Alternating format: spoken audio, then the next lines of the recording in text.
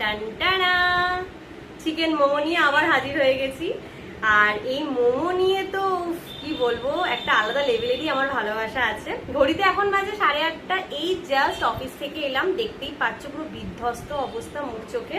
বর তো ক্যামেরার সামনে এলোই না, বললো যে আমি আর আসতে পারছি না।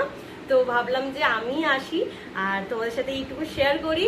আজকে যেহেতু আমাদের 6 মাস কমপ্লিট হলো, একদম টক ঝাল মিষ্টি একটা সম্পর্ক। 6 মাসে অনেক কিছু হয়েছে, সেটা আর বলার মতন নয়। হ্যাঁ, এত সামনে কেন আনছো, দূর থেকে রাখো, থাক আমি বলতে পারছি।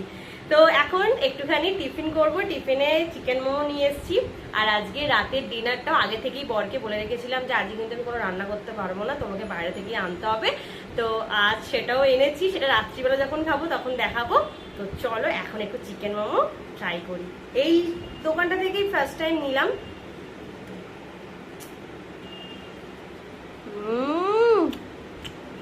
ইয়াম্মি।